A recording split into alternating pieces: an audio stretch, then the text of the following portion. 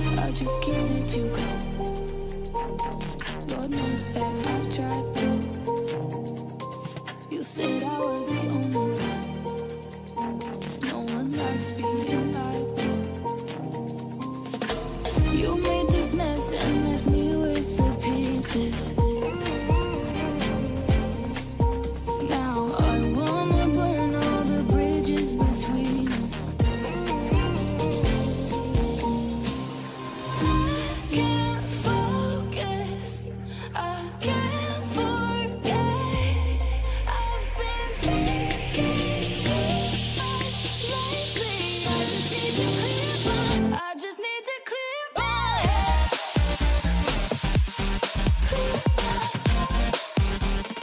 I just need to clear my head.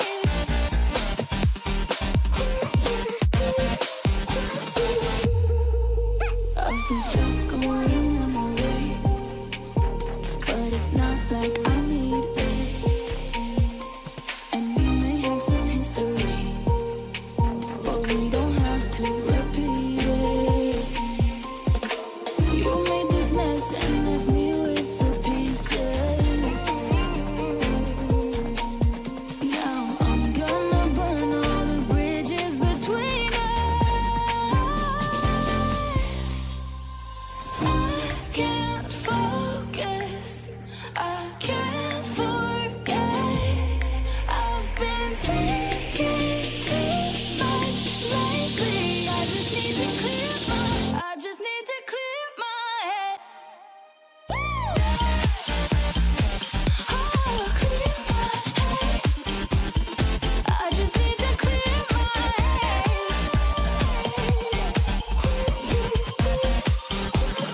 I just need to clear my head.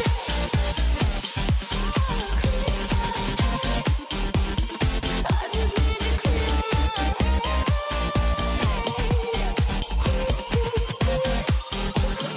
I just need to clear my head.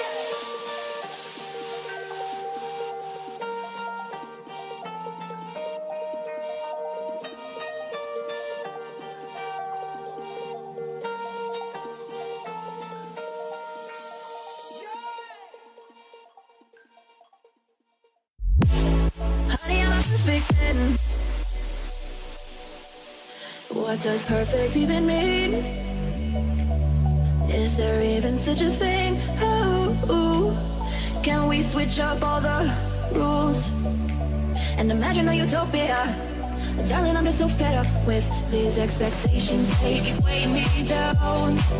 My heart is begging me to get the hell out of my head. I'm gonna live inside the upside down for a minute and pretend. Honey, I'm a perfect 10. Whoa, whoa. Honey, I'm a perfect 10. Whoa, whoa. And if I say it enough, it gets ingrained in my head, and I start to see. Honey, I'm a perfect 10. Honey, I'm a perfect 10. Honey, I'm a perfect 10. Honey, I'm a perfect 10. Whoa. Honey, I'm a perfect 10. Honey, I'm a perfect 10.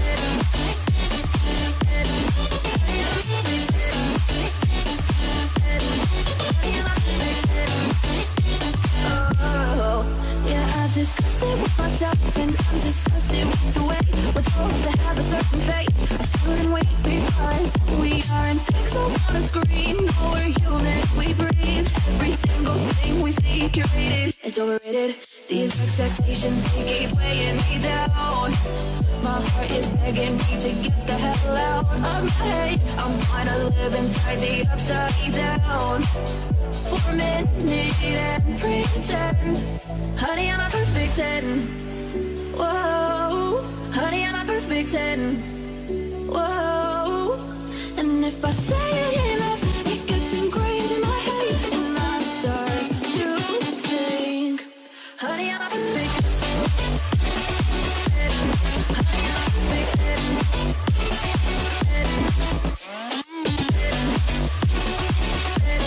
Honey, I'm a perfect 10. Whoa. Honey, I'm a perfect 10.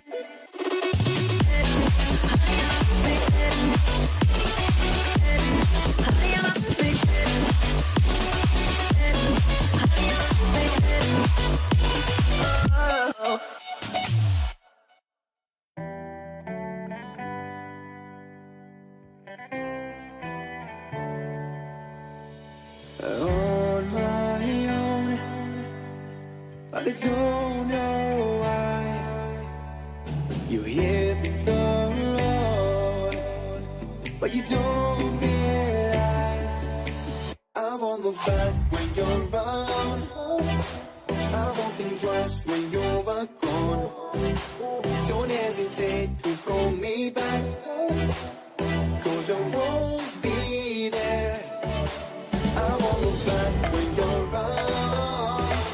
I won't think twice when you're gone. Don't hesitate to call me back, 'cause I won't be there. I won't look back.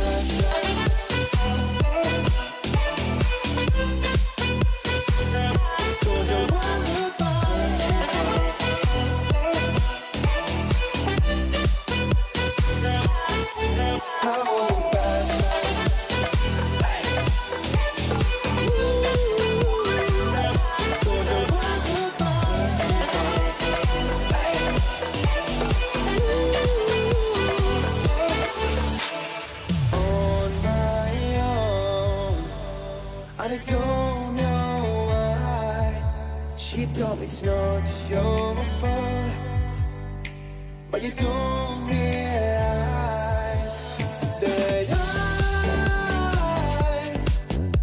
never wonder what's the truth in your eyes.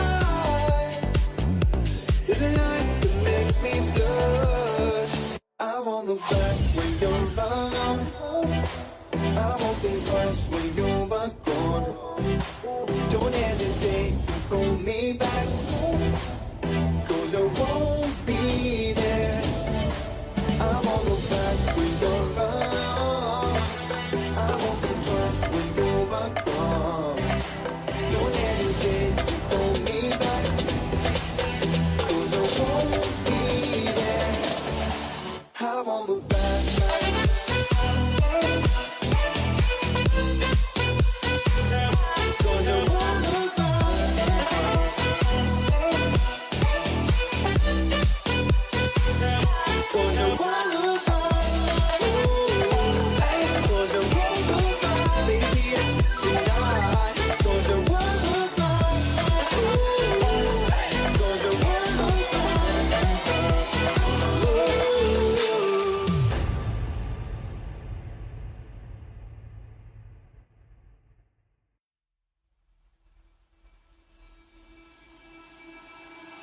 I can feel it somewhere inside, haunting like a drug I keep on wanting.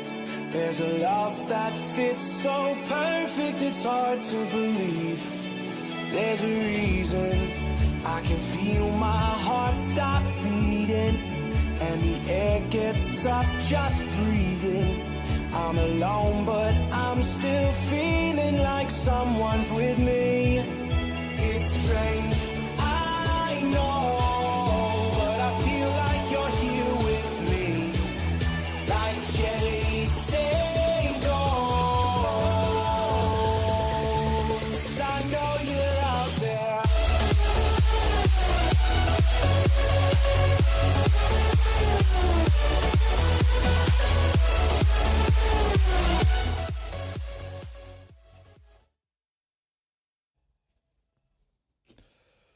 All right, welcome guys to Live Room.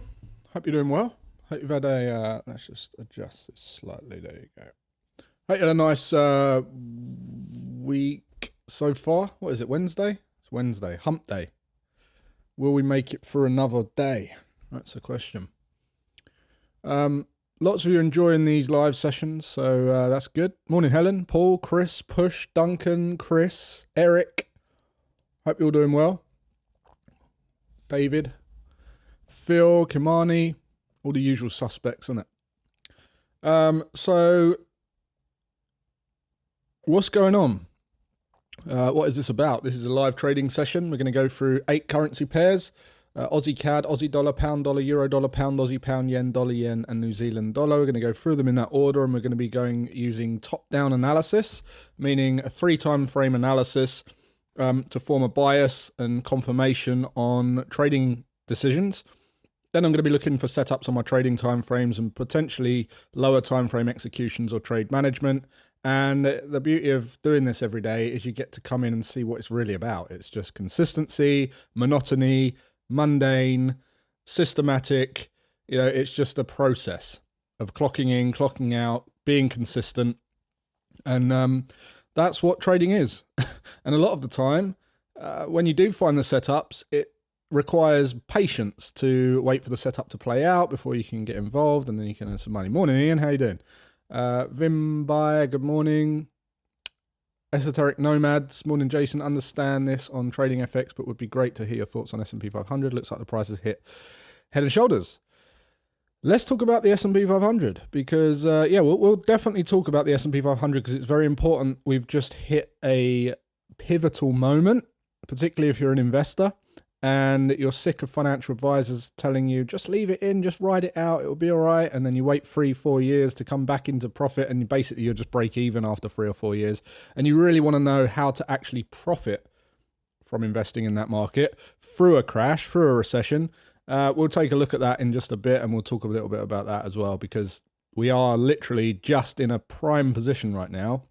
And I do want to talk about that a bit, particularly for you traders that are trading S&P as well, potentially some reversal setups, potentially some, a bit of a rollover there, whether it's temporary or not, but there's potentially some trading opportunities there as well. And if you guys have got any questions or setups or markets that you want to look at, I'm happy to do that. But typically how this goes is I just roll through these 8 pairs. It takes as long as it takes. I can get through them in half hour if no one's saying anything and there's not a lot going on. And normally it takes about 1.5 hours to 2 hours.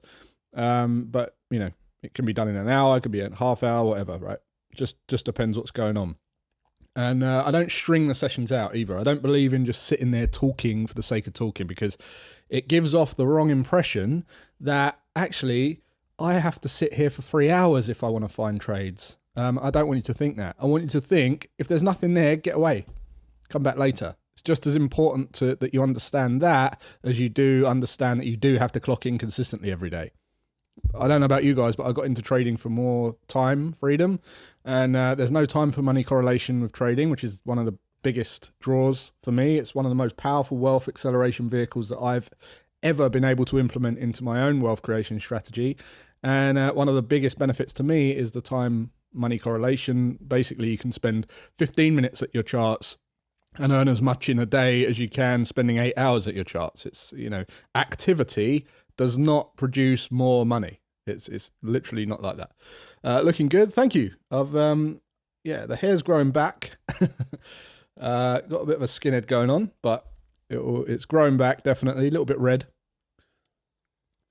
I got a message this morning saying I sound like Tom Hardy. I don't think I sound like Tom Hardy. Maybe the skinhead's giving off a bad boy kind of attitude. But I don't talk like Tom Hardy. Right? Tom Hardy's got like one of the most unique voices. I don't think I sound or look like Tom Hardy. Interested in the dollar yen 4 hour. Don't trade these, but it looks like one of your compression flags is forming directly following previous one, and would like your thoughts. Dollar yen. Yep, we'll take a look at that. Has anyone got any setups that they want to look at? Anyone got any other? Duncan's just thrown in that dollar yen 4 hour compression channel one. Has anyone else got anything they want to look at? Just so I can make a note of this here. Well done if you caught the cipher, by the way. Let's quickly just go over what happened and what didn't happen following yesterday's analysis, because I do the analysis on here. I leave it on here. I do my trading on my other account, but I leave this on here so I can keep the flow and the continuity going of this analysis, so you guys can see the whole picture. If you come in the next day and it's all erased, you're like, oh, well, I can't even remember what we were looking at now. Whereas if I can tell a story based on what we was looking at yesterday, I find that people learn a lot quicker that way. The education's a lot better. Tell me about reading habits when you are a trader. What do you mean, reading habits when you're a trader? I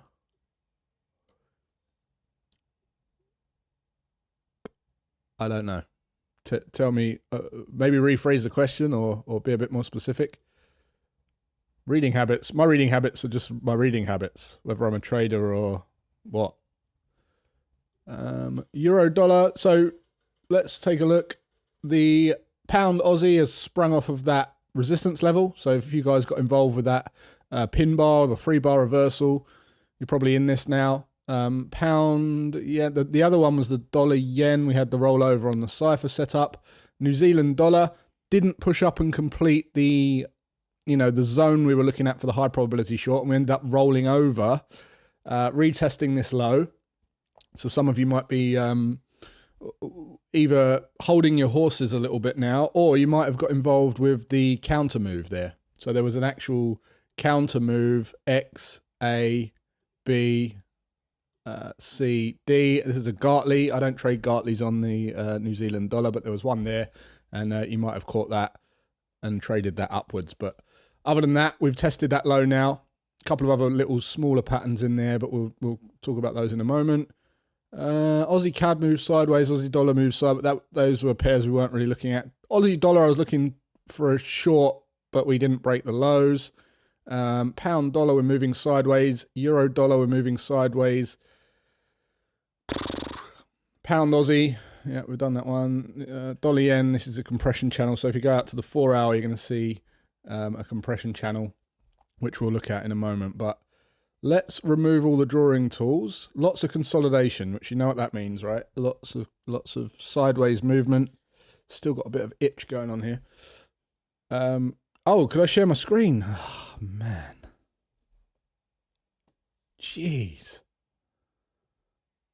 There's always something, isn't there? There's always something. Always. Yesterday it was the mic. I've been doing this I've been running a live room for 7 years almost. And I still mess it up every day. Aussie CAD, nothing. Aussie dollar, sideways. Pound dollar, sideways. Euro dollar, sideways. Pound Aussie, rolled over. Pound yen, sideways. Dollar yen, cipher pattern. Okay, so I know you didn't see this, but there was a cipher pattern on the lower time frames on this pair. New Zealand dollar, we rolled over and retested the lows. All right, and then the pattern that I just drew on there was a Gartley X, A, B, C, D. So you would have caught that the other way. Sorry about this. Do I prefer dollar yen or pound yen? Oh, that's a very good question. I don't prefer any pair out of those. Dollar yen, I've got high strike rate with both of those pairs. I trade far fewer strategies on the pound yen as I do on the dollar yen. I'm more aggressive on the dollar yen. The pound yen's great because it's a big ATR. You get more profit potentially, but the dollar yen gives me more opportunities. So they're completely different in their behavior, but in terms of strike rate and profitability, they're a coin toss, really. Have you any thoughts on euro pound? We could take a look at euro pound. I don't have any thoughts really at the moment. Dollar CAD. Yep. I missed the bit about the book. Yeah, tell me reading habits when you're trading. How important? For me, it's self-development is important. I hope what's his name's not here today because he'll have a go at me about being on a TED talk. Self-development's important. And from age 22, I made a decision, actually I was about 21, I made a decision to allocate 10% of everything I earned on my own personal development. Whether that was a course, whether it was a book, whether it was a mastermind group, whether it was a program, whether it was a webinar, whether it was, a boot camp, whatever it might be. And I made that decision. The reason I made that decision is because I know that there is, although it's intangible, you could measure it, but when you first start it, it's intangible. You have to trust the process, but that is how you grow your income. Okay. And if I want to build a wealth system where I can grow it and I can put it into investments and I can put it into a trading account and I can put it into businesses and I can put it into this, put it into that, you need income, right? And then once you've got a system that works, you realize I want to put as much income into this thing as possible. So you then are focused on creating more and more income streams. And the way to do that is to broaden your knowledge. You develop, you get better. Even if you've got one income stream, right? Let's just say you've got one job.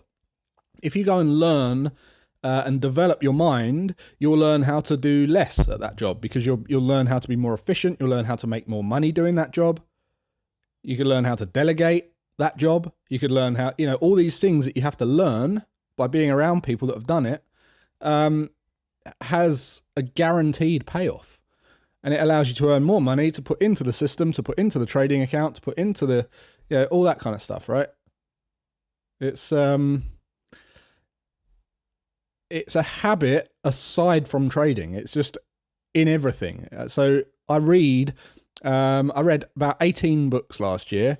At my prime, I've read about 660 something books, which is less than some people, more than many people. And at my prime, I was reading about 48 books a year back in the day. This year I'm probably on target to hit about 12. We'd run a book club just for that reason. So we run a book club to get people accountable to read, and then we meet up once a month and we discuss the book in a real, it's a great environment. We talk about what we took personally from it, how it's, in our life. And that's really good, really good.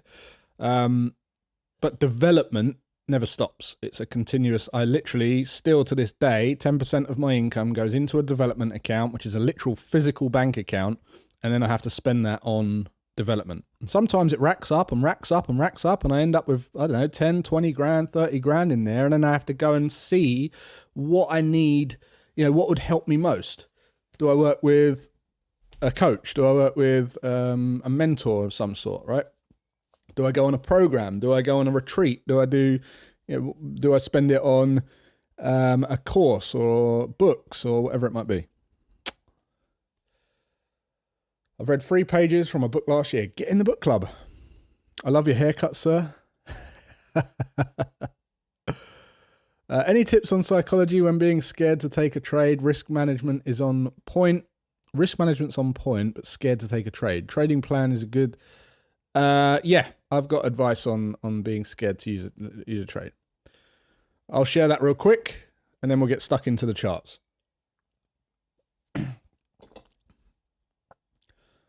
I get asked all the time, how do you stop fearing taking a trade?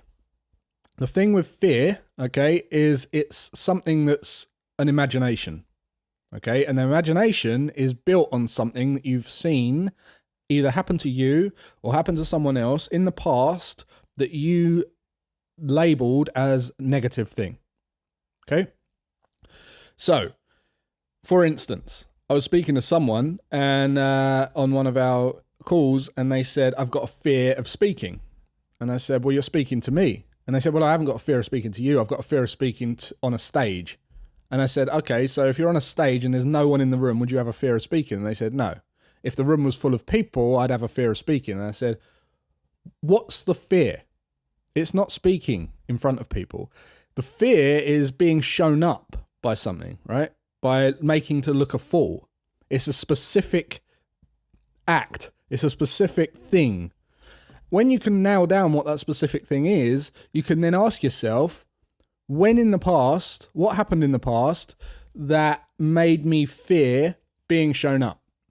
Turns out this one particular person was shown up in class, made to look an idiot, stuck with them for the rest of their life.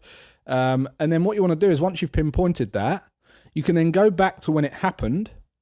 And because you're only seeing the negative in it, which is why you've labeled it a negative, you then start to ask yourself, what were all the benefits that came of that thing happening to me?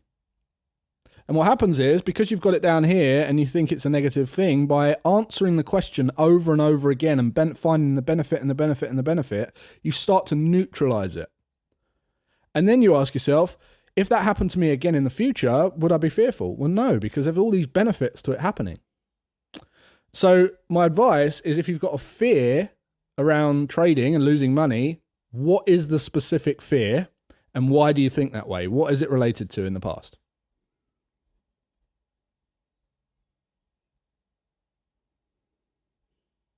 Right? Once you find out what that is, ask yourself what all the benefits were of it happening. Because there's never a loss. You never lose anything. You can't lose without simultaneously gaining at the same time. It's impossible. It's not the way that the universe works. Everything is in balance, and everything is trying to get you back to balance, right? So if you feel that you lost £500 in a trading account, that is a £500 lesson, which will save you and earn you money in the future. Cool. Will you show your trading history this year? I just want to see if it's worth putting my time into. Forex gurus are notorious for lying, that's all. I don't blame you, I don't blame you for thinking that at all. Showing my trading account to you, I don't know how that will help you become a better trader. But if you stick around, or you just go and look at some of the other stuff on my channel, hopefully you'll see that we're teaching people, the right fundamentals of trading. It's not about trying to buy a course. I'm not selling you a course. I'm not telling you to do anything. I don't care if you like my analysis or watch me or not. That I'm just doing this because it's easy to click a button and go live nowadays, right? I just pick this thing up and I can go live on all these platforms. So I've been sitting here trading for 7 years in front of everyone now, and it's fun. Then I don't believe you. Goodbye. Okay. No worries. Check out my podcast. Jason, I'm practicing identifying cipher patterns. Would you please tell me whether the cipher on the pound Aussie for our on the 5th of April, I want to know if it's a valid X to A leg. Cool.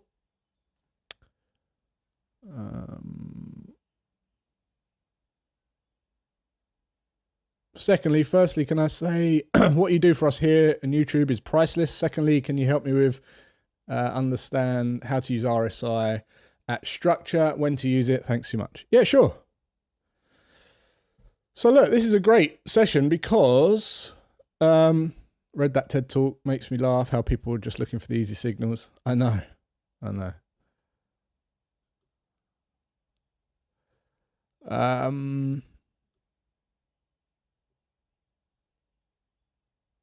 Cool. So because this session is looking like we're moving, there's a lot of sideways movement. Look, we're on the hourly time frame. If I flick forward on the hourly time frame, you can see sideways, sideways, sideways, sideways, sideways, sideways, sideways, right? So there's not going to be, other than kind of advanced patterns and some potential consolidation opportunities in here, there's not going to be too many setups. And if there are, I'm not trading the day trading time frame, so the chance of me getting involved in any right now is pretty slim. I've been through these pairs once already this morning. I can see that we're a little way off. Unless there's a kind of spike in the market or some movement, then I can relax a little bit. So great opportunity for questions, right? And we've had quite a few questions. There's a couple of setups that you want to look at. There's RSI you want to look at. So let's do that for a bit. Let's go to the pound dollar. Now let's go to the dollar yen. Let's go on the 4-hour time frame because Duncan said there is a compression channel. So for me on this, this wouldn't be what I would consider a compression channel, and I'll explain why. Whoops. This here was a compression channel. Okay, so this is basically when we've got this kind of shape here, right? And we've got the dip down and then the rally to the upside. You guys have seen me trade this. I've put my analysis out for Bitcoin. You saw me get into the trade live. I did a whole video tutorial on buying Bitcoin and all the rest of it. And I've done that twice on YouTube now. Exactly the same setups. That is that setup. That's that setup. Now, when we're here, yes, we're consolidating, but there's not a compression channel. If you're looking in here a bit tighter, this wouldn't be a compression channel for me just because of, we've just rolled over. This would need to be at the top. We'd need to have a rally and then a compression. If you're looking at this as a downward compression channel, potentially it could be. I only look at those compression channels for a break to the downside or upside if we're in a confirmed trend. Okay, so I don't look for, like this is in a bullish trend, this is in consolidation. So I'd need a bit more extra confirmation that we're likely to break to the downside. And then it could be considered a worthy setup. RSI. Hang on a minute before we do that. How do I enter exactly when you say break of a support resistance? I'm struggling to figure this out. Okay, look. Right. So look, let's just say, let's remove all these drawing tools. These are good lessons. Let's just say, right, for starters, what is this market? Bullish or bearish? Let's put some lessons here.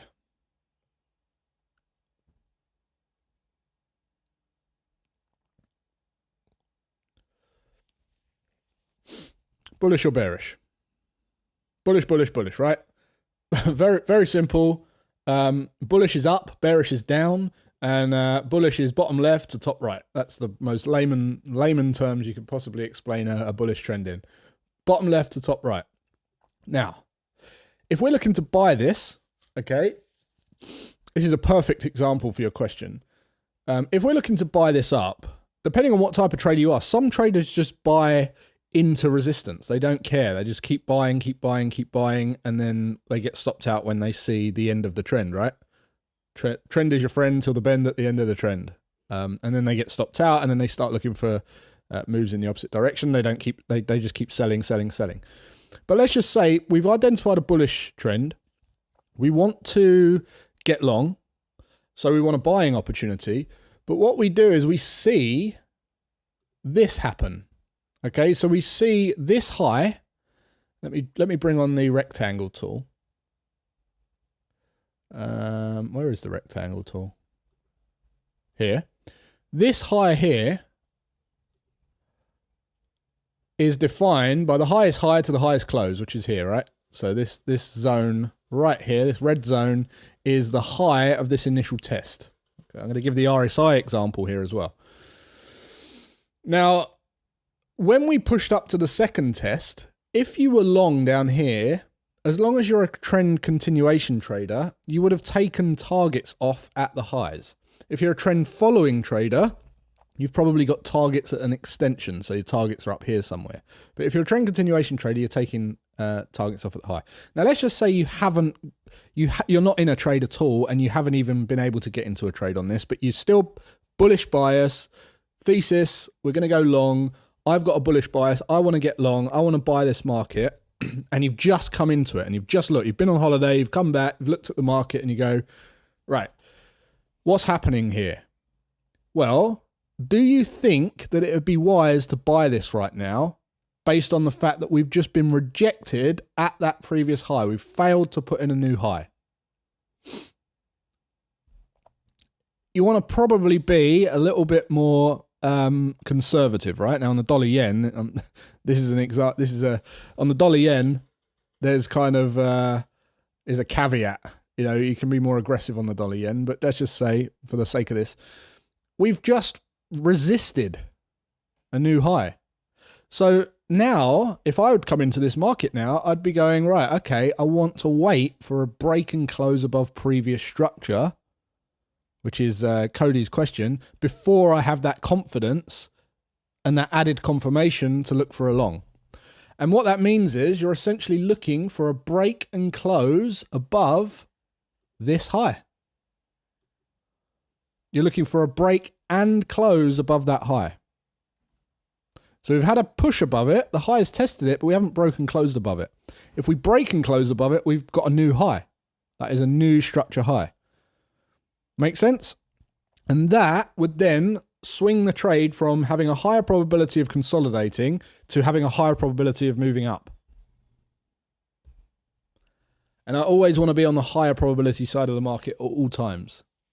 So waiting for a break and close above previous structure is exactly that. If this, if we see the New York session kick off and the market pushes up and closes up here, that would then allow me to start looking for continuations long again. So I'd wait for a little pullback and then I'd use my entry techniques to be able to get involved at previous resistance, should become support. So this zone's prime, and then look to get long. Make sense? Does that make sense? Currently, market is really scaring retail traders. Yeah, retail traders don't know what they're doing most of the time. That's why. Trading is very simple. Very, very simple. And it's very simple to make money in trading. The reason it's not easy is because people don't do it simply.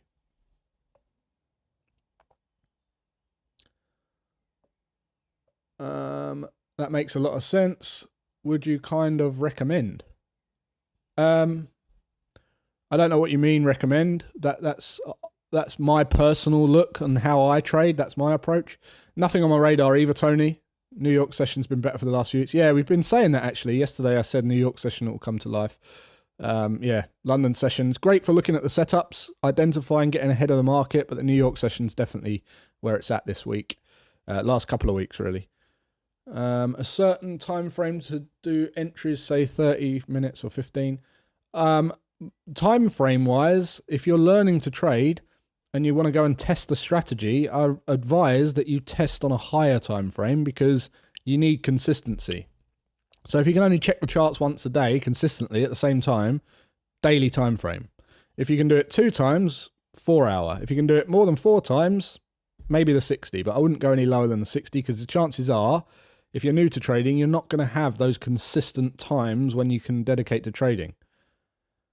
Unless you've gone about learning the right way and you've got a business and you've got free time and you've got spare cash and you don't have to worry, that's the best time to learn to trade. Or you're a youngster, don't have overheads, you live at home with your parents, you've got all day. You know, those are the obviouses. But if you're in a job or you've got other commitments or you run errands or you've got, you know, this, that and the other, you break consistency, you break your trading results. So let's get on to the RSI question then. As you can see here, the RSI is overbought. Now, overbought, so the way that the RSI is a volume indicator, okay? And what the RSI represents, because a lot of people say you can't use RSI in Forex, and you can. Like, that's rubbish. The reason it's a great indicator is because it shows you the speed of the transactions taking place. Okay, so I always give the example. Imagine like, I don't know, who's a famous artist, Eminem or Justin Bieber or someone, right?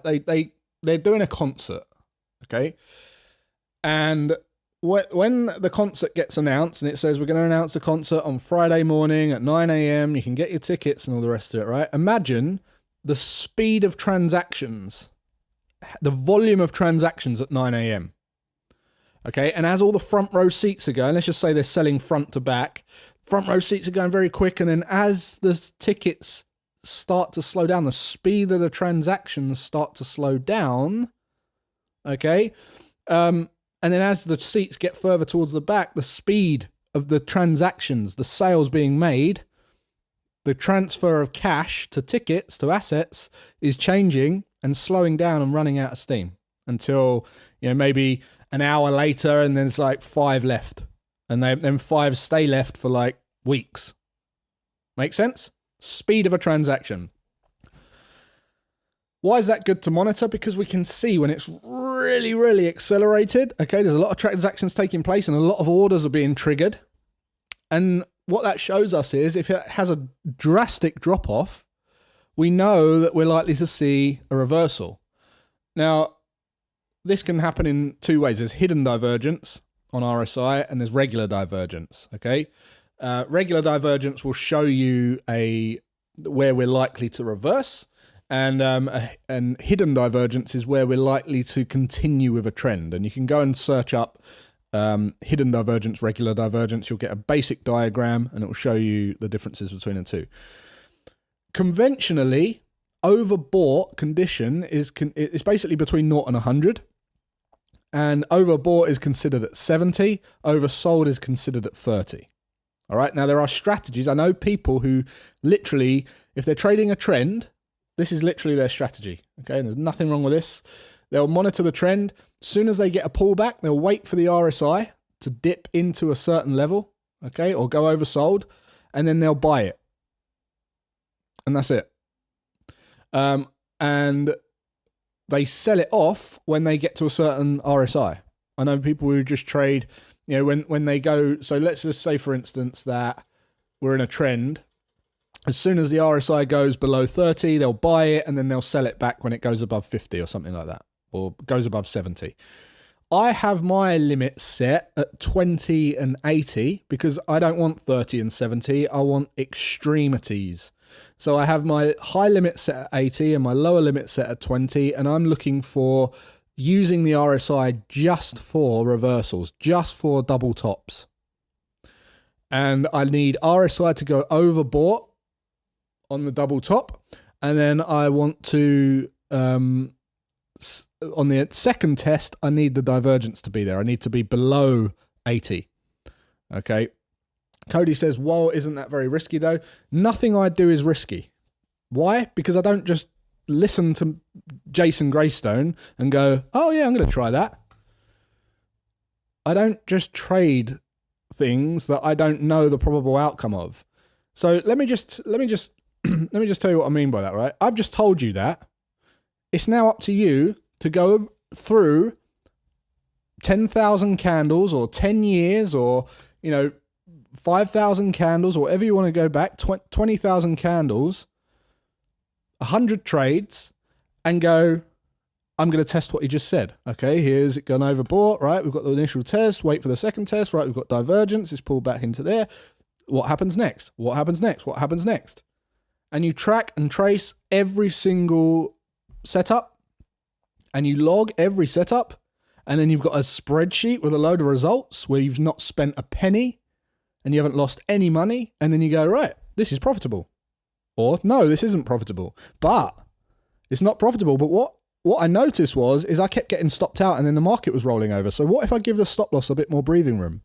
Or it's not profitable because it almost hit my target every time and then rallied up and stopped me out. Well, what if I put my target at a more optimum position? Instead of a 2-to-1, what about a 1.5-to-1? And then guess what? You tweak it and you test it and you haven't spent any money and you haven't lost any money until you get a system that's profitable. And then guess what you do? You put some money in an account, you do a little bit of forward testing to make sure that you're not making errors on order placement and all the kind of thing that you can't test, spreads, things like that. And then you fund the account and you go live and you got peace of mind. And it's not risky because it's only risky if you approach it riskily. Interesting way to do things. It's the only way you're going to make money in trading. But if anyone's not telling you to do that, you're not going to make money. Like if you don't do that, you're not going to make money in trading.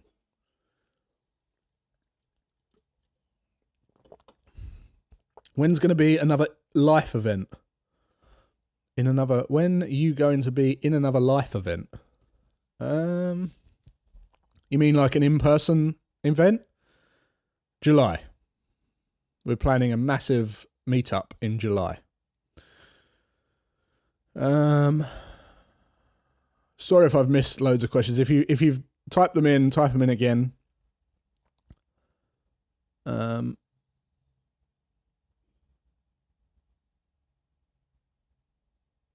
because there's a lot of questions coming through. Where it'll be in London. We're going to try and organise if the USA opens up to UK residents without being vaccinated. Okay, soon as that happens, we're going to plan the Trader Vault in New York, in the financial district of New York, and we'll be hosting it there in person. Lots of great traders, lots of prop firm owners, S&B Capital, they're traders. It'll be phenomenal. But they won't let me in because I'm not vaccinated. Jason, if we have one candle close above structure and the next retest structure, is that a valid retest for you? Evening from Australia. Snake Pit TV. Good evening. So if we have one candle close above structure, then the next candle retest structure, is that a valid retest for you? Or do you need at least 2 candles above structure, then a pullback? No, as long as we close above this high, that is a break. Okay? So I can start looking for longs. Now, in order for me and my personal rules in my setups to get long, chances are I need a pullback. So I'll need a pullback to get a higher close, or some kind of structure-based setup, because that's just my trading plan. But some people, they wait for the break and close above, and then they just buy because it's a breakout setup. I've had to cancel Vegas next week too. Yeah, they're still holding on to the old vaccines, aren't they? I'm not doing it. It's a bit crazy. 80-90 of our 6 RSI. Yeah, but July we'll be doing one in London. Big one. Well overdue. And if you're a part of my TOF crew, we're going to be doing a big Christmas Scala as well. So I look forward to that. Years go quick, eh? Years go quick. I can't believe that we're in May. Next month is June. I go away to Spain for a bit. But it was this time last year that I started all the Portugal stuff. A year ago. Will be other companies? Yep. Oh, in July? What do you mean other companies? This is going to be the community? It's just a community meetup.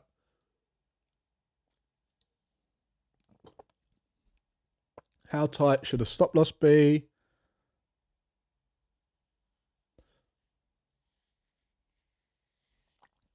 How tight should a stop loss be? How tight should a stop loss be? Things to bear in mind when you're looking at a stop loss. First of all, it's going to depend on how you manage your risk in terms of money management, right? So do you have a fixed position, or do you use a 1% risk or a 2% risk, like a fixed percentage? Because obviously that's gonna matter, right? Second of all, this is why you test things, because you want your stop loss. You want to put as much effort into your stop loss as you would your entry. So let's just say that we've identified this zone as the most high. Let's go to another market because I'm sick of looking at this. Right. Let's just say that, is there any?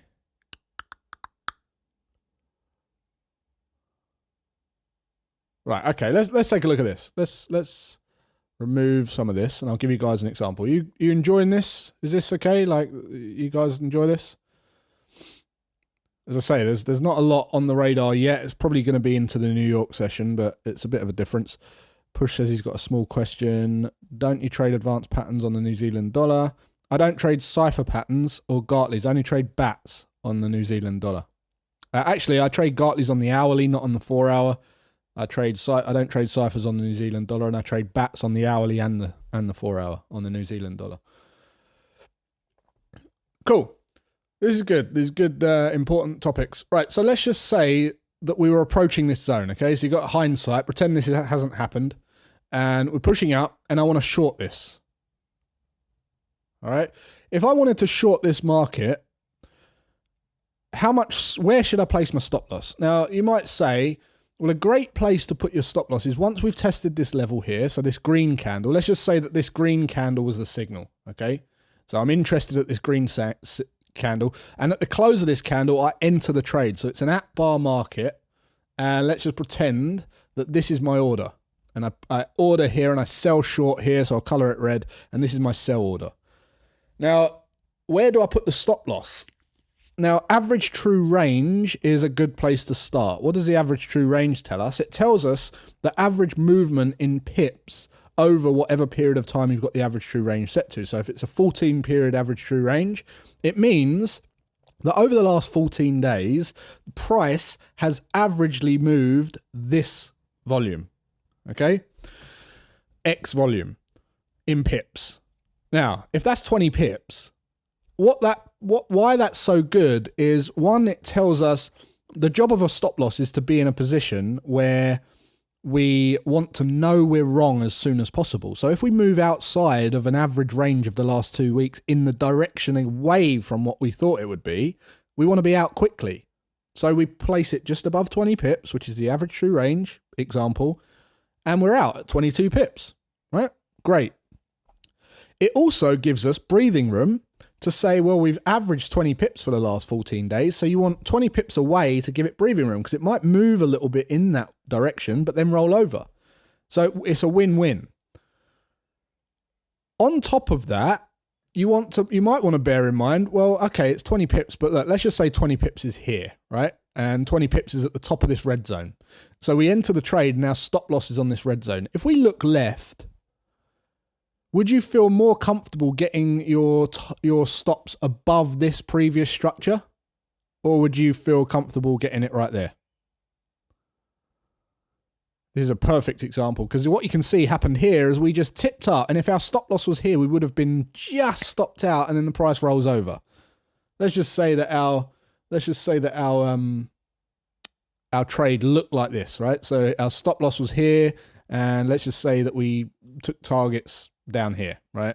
And it was I don't know, what's this? A 2 to 1, 3.5 to 1. It's a good trade, right? So 3.5 to 1. But guess what happened? We just tipped the stop, and then we roll over, and we miss the trade. We get stopped out, and the trade goes in our favor.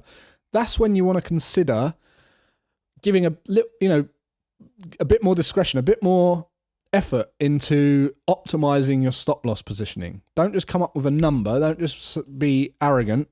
Look at it, learn from it, do some post-market analysis and go, what's happened in the past at this level? Oh, look, every time we've tested this zone and then rolled over.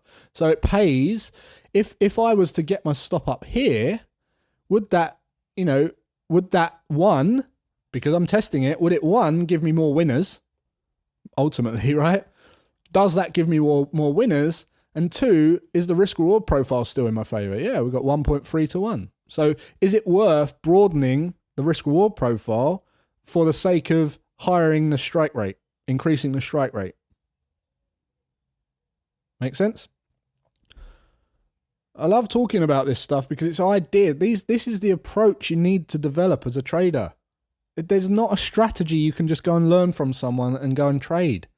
This is why it's rubbish. This is why, can I see your trading account? Why does that matter? I'm talking to you about fundamental principles that are like, you can't argue with. I'm telling you common sense.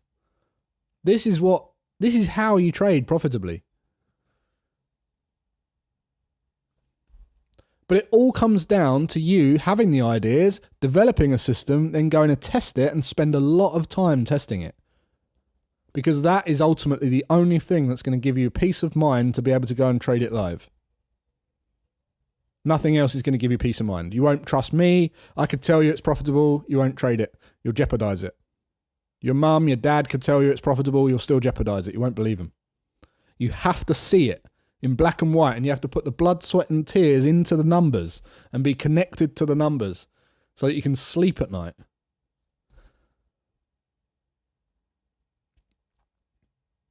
Got it?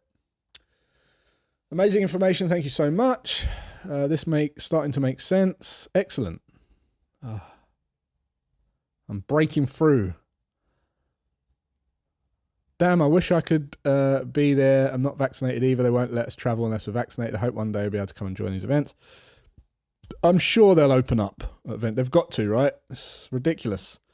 I'm practicing identifying cipher patterns. Would you please tell me whether the cipher on the pound Aussie 4 hour... oh, we're on the 4 hour. 4 hour X at 171.74 and A at 77.27 on the 5th of April. Okay, so it's a big one, right?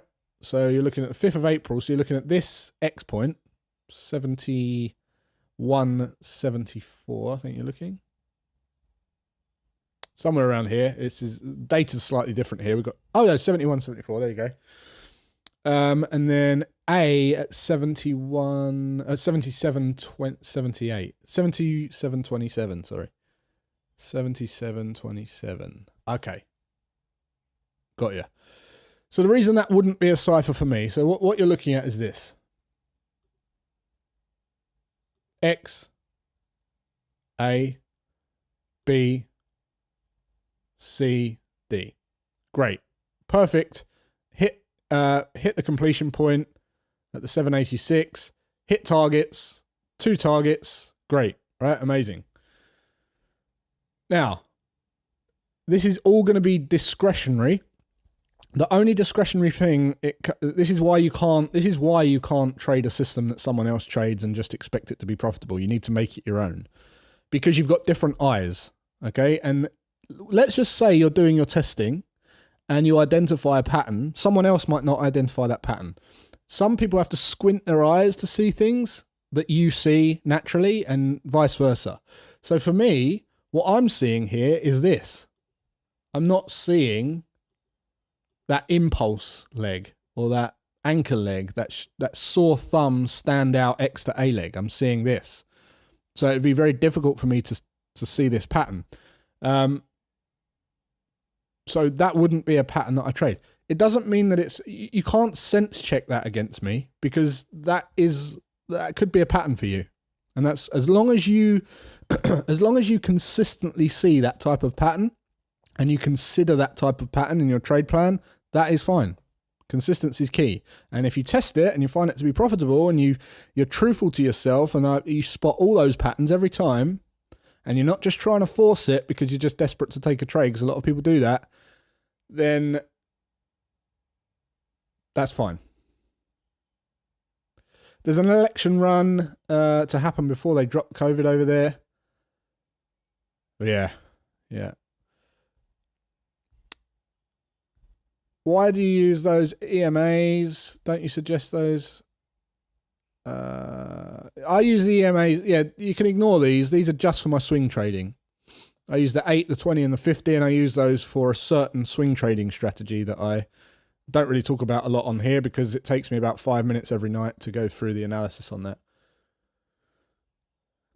Good book, Trade What You See. Yeah, Trade What You See is a good book. I don't need to see other people's trading account, not my business. What others' success determine. We all grow success in our own ways. Love what you should. Yeah, exactly. I've shown my trading account balance before, and I just thought, what's the point? Did anyone gain from that? I felt stupid. I felt stupid for even doing it, because after I was like, no one has gained anything other than probably thinking I'm a show off. What if your account stop is small and your stop loss is wide? Smaller lot. Yeah, so you just work out what if you've got a small account, okay, and you're trading a fixed position size, it's you just trade a smaller lot size. A lot of people who have small accounts like to work out a 1% or a 0.5% or a 2% risk. So you work out, and there's calculators you can use to do that. You can go. There's plenty of position sizing calculators out there, but you basically just work out the lot size and what would equate to what 1% of your account is. So if you've got, let's just say you've got a $500 account, okay, which is considered small, by the way. Very small. If you've got a $500 account, then you want to take 1%. That's going to be a $5 risk. So you work out the position sizing, and you trade micro lots or mini lots or whatever works out to your trading account, and you work out what $5 would equate to, basically. 3 years ago, I have seen you, and I like that you follow the same principles as me. I like meeting you when I have the time. Yeah, I'd like to meet you too, Daniel. Don't need to show anything off. Yeah. Man, there was one time I showed off, I didn't show off, I just basically showed my trading account, and someone was really going into it, show me, otherwise you're a fraud and all this. I showed the trading account and no one got anything from it. He just looked stupid. I felt stupid for showing him up, and I didn't gain anything. It didn't make me more applaudable. What makes me applaudable, I think, is the time and dedication I've spent talking about the same thing for 7 years on YouTube. I don't do that for my health. I could quite easily, change the tune and sell something quite lucrative and expensive and make loads of money, but that's not why I did it. I did it purely because I was bored trading on my own, and I started sharing my live trading. That was it. I've got no motivation other than to do that in trading. To the point where I found there were so many traders going about trading the wrong way and they didn't have their money game together. I developed a whole program to steer people off of trading first and get them on the right track, then come back to trading. So, if you can't see that, then, you've got wool between your ears. Let's keep the likes up on the channel. Thanks, Kamani. Appreciate that. Do you scalp? No. For $500, you would be trading microlots. Yeah. When I can meeting you, how? Where do you live, Daniel? Seem like a person with a lot of integrity, great channel. I tell you what, I've got 2 boys, right? And they see me every day. They've seen the work that I've put into trading. They've suffered, loss of family time and things like that whilst I've been developing and learning to trade in the past. But ultimately, I want them to be not proud of me, but I want them to think good of me, right? And I want to be able to look them in the eye and feed them, and honestly sleep on my pillow at night knowing that I've got integrity and I've done right by them. And that's it.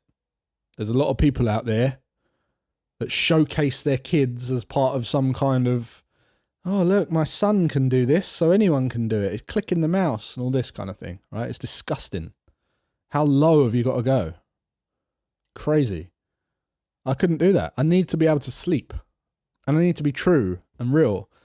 I couldn't imagine doing it without doing what I say I'm doing and helping people achieve a result, because I know the power it's going to make to them and the impact it's going to have to them, and how I can get them there as efficiently as possible. Sometimes that's not telling them what they want to hear. There's one guy yesterday, he wrote an email to me and he said, man, I want to do your program so much, your Tears of Freedom program, but I've got money worries, problems. My boss isn't paying me on time. I've got this, that, and the other. I've split up with a wife. I'm in debt. I've got this debt, that debt, that debt. And you know what? I'm trying to fund my FOREX account and get that growing. And I'm like, what? You're trying to fund a FOREX account with all that going on? Good luck. Like, you are not going to be able to trade. Stop trading. It's the last thing you want to do. And people can't believe it. It's not what they want to hear. I tell them they're doing it in the wrong order, and they're like, oh. And it's only when they come and work with Toff and things like that where they realise, bloody hell, now I'm ready to trade. It makes so much sense. Yeah.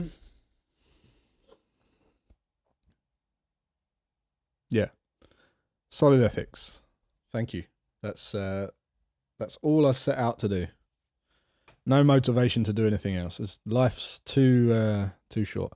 Duncan says, $, 1 hour FTB. Let's talk about an FTB signal then. We'll take a quick coffee refill in a moment. I hope I'm enjoying this session. This is good. You live in Canary Wharf? Cool. Well, we'll meet in July then.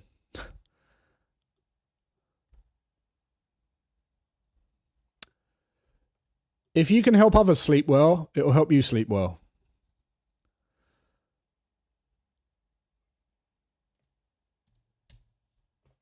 You get in your life, you get everything in your life, or let's put it this way, let's rephrase it. To the degree that you help others get what they want in life, will help you get what you want in life. That's the words I've lived by. One of my mentors taught me that. and words I absolutely live by. Here's the FTB here.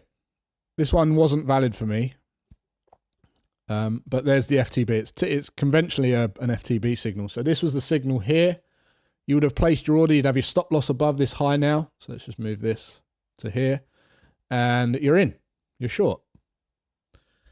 Market's starting to move, yeah. Any analysis for gold? Yeah, we'll take a look at that. We've been going an hour, believe it or not, and I know we've had a lot of great discussions. This is a great, this is a great session. It is an educational session. If you want to re-watch this, you can go and watch it on the platforms. And I recommend you do, because there's been some really solid discussions in here. Things that traders wish they'd known when they started. A lot of those kind of topics I like to cover in these rant days. Next time you fancy a coffee, we can meet in Forest Row. I'm in Forest Row quite frequently. I walk down Forest Way. That's where we go for the walks, about 5 or 6K down to Forest Row, go in one of the cafes there, have some breakfast, and then walk back. Why would a support hold on downtrending pair even if the currency has good fundamental news? Why would a support hold on a downtrending pair even if the better question is, why would you trade the news if that happens? Why? It just proves that what you're trying to do when you trade the news is understand a reaction, which is completely subjective. Who loves Jeff Bezos here and who hates him? Random question.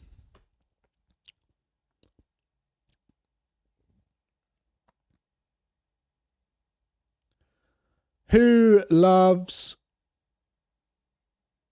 who thinks capitalism is a good thing? Who thinks it's a bad thing? Who thinks you could go on forever, right? You could go on forever. Who thinks raising the price in fuel is a good thing? Who thinks it's a bad thing? If you run a fuel company, great. If you don't, poor, right? So look, what I'm getting at is everyone's got a different opinion. Right? Everyone's got a different opinion. So those little candlesticks all over the chart there are everyone's opinion. So if a news release comes out and it's good for the economy, it's not good for the participants. Make sense? What even is good and bad? There's no such thing. It's an opinion based on values. Farming and meat is good for farmers, but not people who don't eat meat. People who exercise, pizza and fast food and all that, and people who love training and looking after their body, that's not good for them. You could go on and on and on. Different people like different music. Some people hate music. I could go on and on and on. Some people don't like showing their body parts. They go around dressed up in a burqa. You can only see their eyes. Some people are getting their private bits out on Instagram and OnlyFans, and they're dedicated their life to doing that. So if everyone has got a different opinion, one, you shouldn't care what people think of your opinion, because if you're trying to please everyone, the most you're ever going to please is 50% of the planet. At most, probably 33%. Second of all, how are you supposed to trade off of that? Because what you think is good, someone thinks is bad. And what you think's bad, someone thinks is good. So my answer to your question is, I don't care what happens in the news. I just place my trades off of technical analysis, which I can test, verify, and repeat. That's it.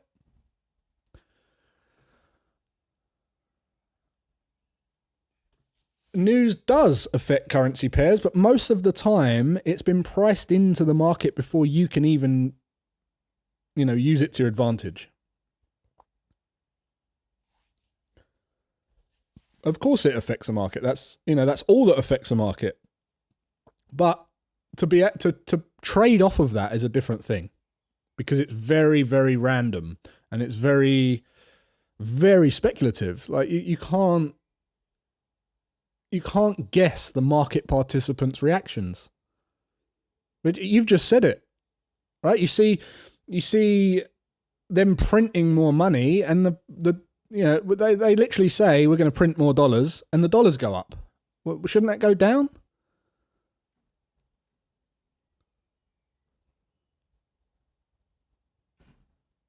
So yeah. Anyway, let's take a quick coffee refill. Keep these questions going. Make the cogs turn. And I wouldn't have his baby, says Chris.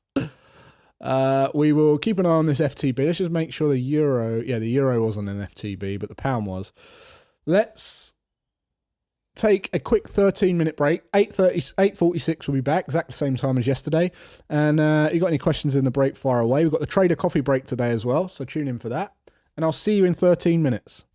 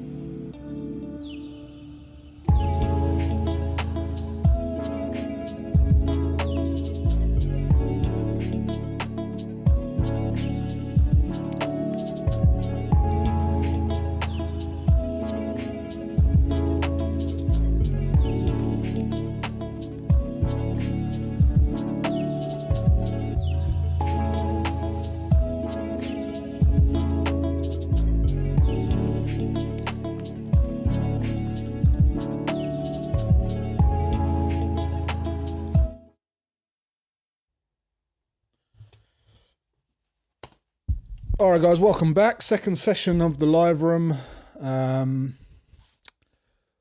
Just picking up on some of these questions.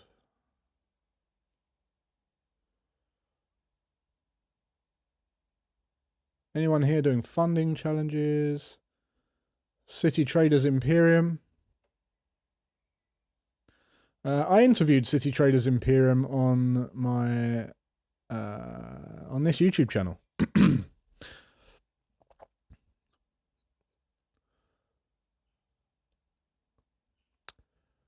200k challenge at the moment.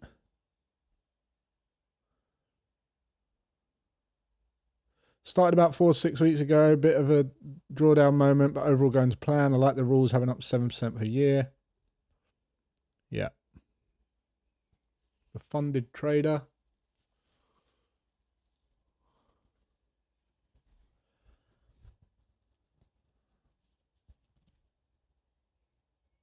Yeah.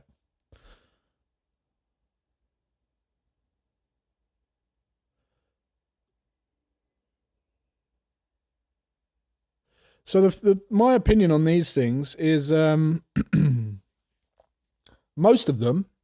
So like there's one called FTMO who would not let me interview them, funnily enough. They set a challenge of you having to return 10% in 30 days, which isn't 30 days, about 20, it's about 21 days because it's business days, right? Now,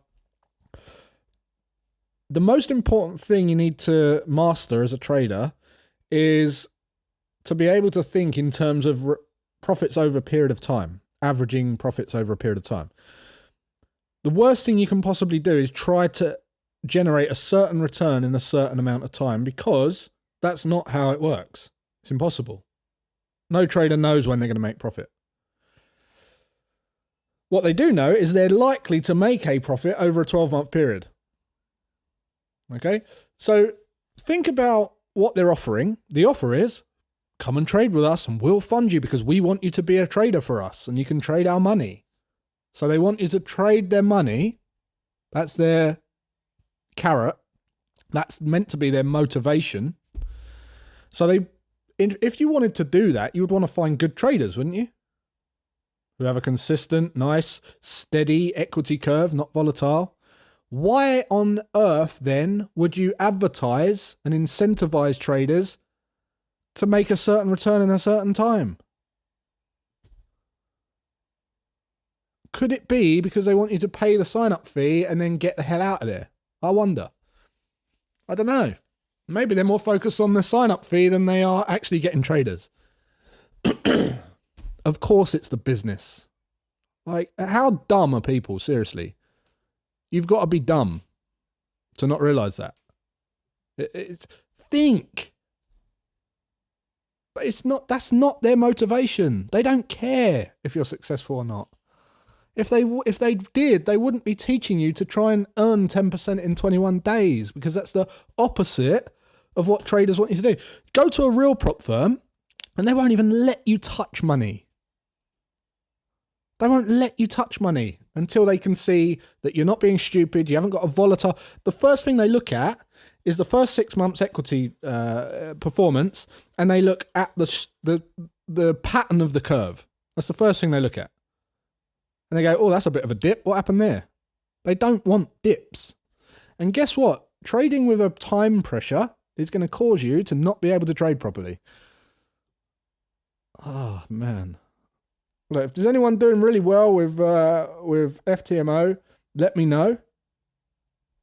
I'm interested, but they won't. They basically said, oh, we'd like to keep all of our secrets in-house, they said to me, or something like that. You look at the email, I'll show you guys the email.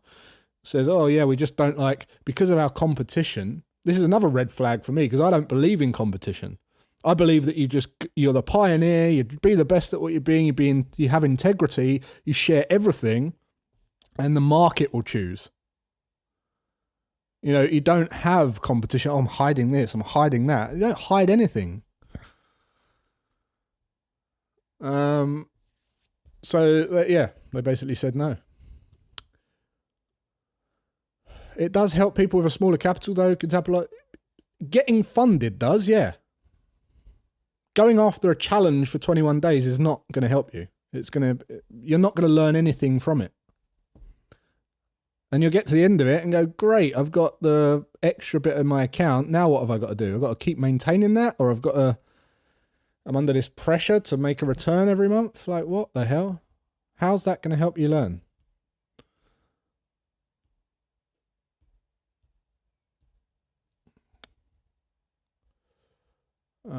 I made enough to trade my own capital. Good. I had a rough first week, recovered on the second week, and this week's still a bit in the red. Knowing that time is not on my side, I've been thinking of trying. Joe, you just said it, right? So now what it's going to do is encourage revenge trading, forcing trades.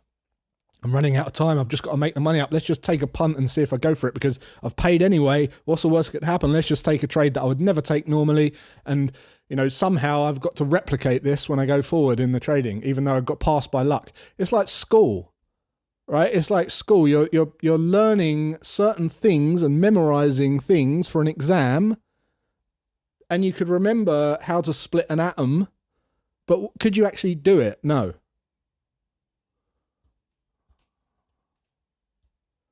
You can remember the formula E equals mc squared, energy and mass, right? Can you actually apply that to anything? Most people can't. And then after a month goes by, you forget it. What would be your ideal objective for traders to gain entrance into a prop firm? Prove that you can be consistently profitable over a long period of time. That's it. That's all they look for. Every prop firm owner that I've spoken to and had the pleasure of visiting the prop firm, interviewing the traders, walking around, talking to I'm very friendly with Mike Bellafiore. He's a very good friend of mine now. Those people look for equity curves and all they do is they have a conversation and they go, right, show us the performance. What happened here? What happened here? That's it. That's all they're looking at. All they want to know is their money's going to be safe. But for some reason, traders can't be bothered to spend 6 months or 12 months just trading consistently, even if it's a demo account. They can't do it. Because they think the higher returns is the best thing. No, it's not. It's the percentage gain and the lack of volatility. Again, common sense. Like you go to an investor and go, this is what I can make you this much money. They'll go, I don't care how much money. What's the percent? And how much have I got to lose in order for you to make me that much money? That's a question on an investor's mind. What have I got to stomach in order to benefit from that return? And that's ultimately what's going to make their decision, because it's all of the investors' decision is based on an appetite for risk, a risk profile, a risk appetite. Just the same way as an underwriter will confirm whether you're accepted for a loan, or a mortgage provider will be lending you money for a mortgage, or a car finance company giving you money for a car. It's all appetite for risk. It's risk profiling. And they don't look at how much money you could earn. They look at how much you've lost in the past, or what's happened, what's this default? What's that default? Why didn't you pay that bill? Same with trading. Why did you take that loss? That looks a bit hairy. 10%? Jeez. If I give you £1 million, that's 100 grand down the Swanee in one day. Could I stomach that? Probably not. I'll probably go with someone who gets a less return, but I don't have to stomach a 10% drawdown in a day. They are risk managers. That's exactly what they should be called. Risk managers, not traders. Yeah. Risk managers.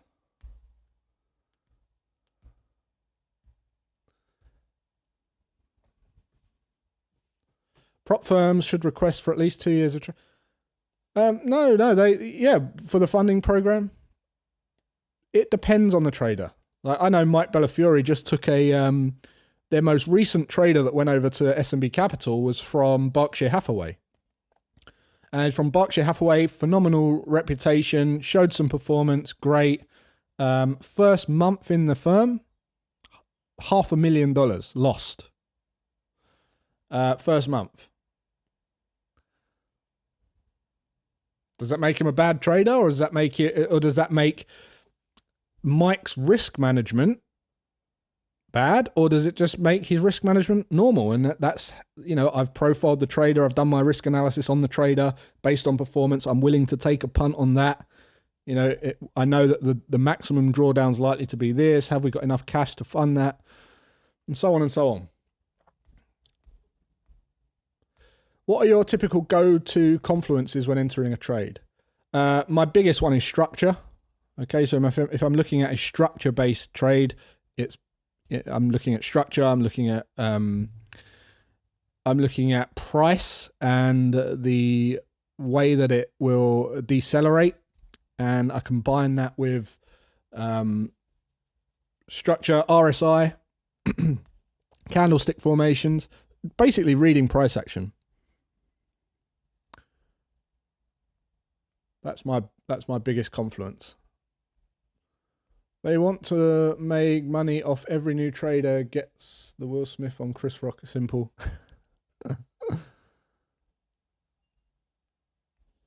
Yeah. Anyway, we've gone on a tangent.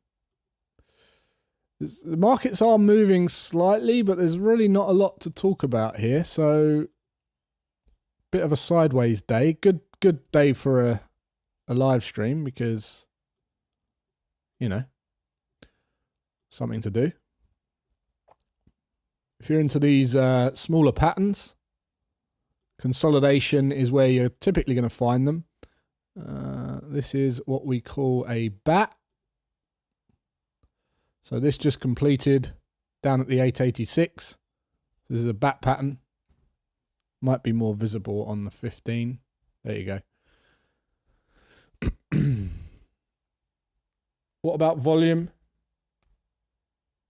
Volume, yeah. So I just went over the RSI. I've been over ATR. If you go and rewatch this video after this session, you'll see that I spoke about RSI and ATR, which are both volume indicators.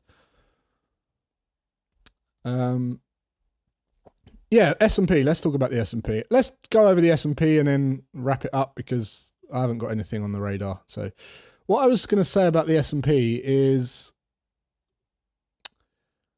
there are going to be times where the market is overinflated, and there's going to be times where the market is like in a crash, a depression, right?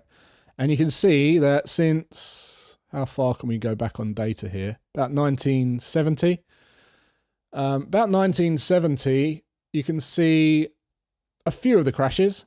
There's actually been about 10 major crashes over the last 50 odd years. Over the last 92 years, there's been about 10 major crashes. Over the last 50 years, there's been about 5 or 6. 1, 2, 3, 4, 5, 6. There's a couple of others as well, right? So here's COVID. Now, this red line represents the mean, okay, 50-year mean. And what the 50-year mean is basically the midpoint between the two extremes. So there's going to be times where the market is booming, overinflated, and there's going to be times where the market's crashing and depressed. And in between is where you want to approximate. You want to approximate the performance of the mean. Everyone's heard of mean reversions in trading and investing. Well, a mean reversion here is this. We were recently about 22% above the mean growth of the market, and we're reverting back to the mean. This is a mean reversion. And what that means is, is we're getting back to equilibrium, into balance, into where it should be. Now, it pays to be very cautious or be fearful when others are greedy and greedy when others are fearful, meaning when we're way above the mean, stocks are going to be overvalued, okay? And it will pay you to be a bit cautious because this happens, right? This happens, right? So if you're thinking about putting money into the markets every month, when we go inflated, you might want to consider reducing the amount you put back into the market every month. And you also might want to consider saving that in a separate account ready for when we push below the mean, and then you can start deploying that evenly into the market whilst we're below the mean. What it means from a trading perspective as well is when you can identify things like this, we are heavily overinflated. There's all talks of inflation and interest rates rising, CPI, tax, fuel, energy, all this kind of stuff. This wasn't a real crash, or it was a real crash, but it was propped up. It was it was inflated artificially by stimulus checks and fake cash that was just printed out of thin air to give to people so that they could then go and spend it on things again and not invest it. I knew one guy got a furlough check, went and got a bounce back loan, spent it on a Land Rover. But anyway, we quickly V-shape, we go overinflated. Now we're about to become part of one of the biggest crashes in history. Okay? So, with all that in your mind and the fact that you can read price and you can see over a 50-year period, we're above the mean growth of the market and we're starting to see lower low, lower closes now. We're dipping down back into a mean reversion. As a trader, then you can start looking and going, well, are there any reversal setups here? So you go down to the daily time frame and you go, whoop, let's have a look. How can I get involved? And how can I trade this? And quite rightly, you got a downward sloping head and shoulders there. Let's just draw this on, which is a reversal pattern. You got the shoulder, you got the head, you got the neck, you got the shoulder, and you got the head and shoulder. You got the downward sloping head and shoulders. Yes, we've consolidated for a bit, but now we've got a lower low, lower close. This would be a good idea to short as a trader, right? This is a bit where you'd be looking for shorts as a trader. Where would you want to look next? Ideally, a pullback up to here. You've got this nice zone. When the markets start moving like this, it's very harmonic, very clear, clean cut, and easy to see the nice levels of potential structure for shorting.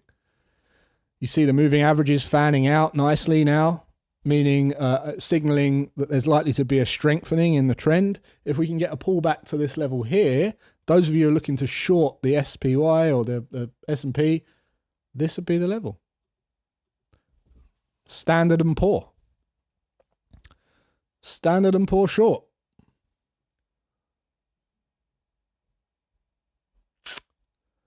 So great. Typically, I take my trading hat off when it comes to investing. When I'm looking to the markets that I invest in, I don't really look at charts even. I've got other data analysis that I use to see when we're above the mean and all the rest of it. I've got tools that we developed, but usually I'm just looking to put my money in consistently, and I have a strategy around when we're booming, when we're busting, so I can make the most money out of all situations. But yeah, shorting the S&P is great. I'm actually going to do a class on this to my guys, my elite guys in the TOF group. So if you're in that, I'm going to do a special on this because this is a prime time. Hope we see you do some insights into Bitcoin. I don't really have much to say about Bitcoin at the moment. We're at a nice level. Really nice level. This is pretty much where I got in though, in February. I got in here. Pretty much where we got in. I put 25 grand in. We went up to about, I think it was like 42 grand, I think. And then it's back down to where I got in. So good level. I still think this is a nice level to get in. If you look at the overall,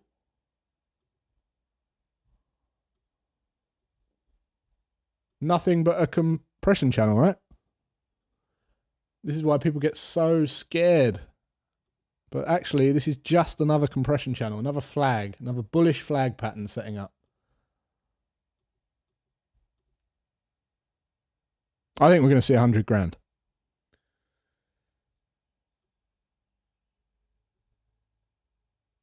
All right.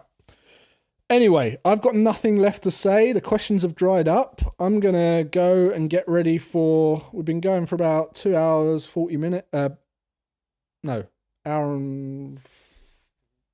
I don't know. What time did we start? Yeah, hour and 40 minutes. Do you think it's just effective as the RSI? You can make indicators as effective as you make them. It's all about confluence, building rules that give you a high probability of being right, and that's it.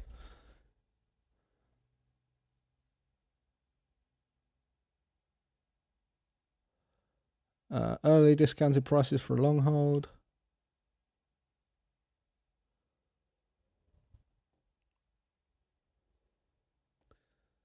Look at these pumps.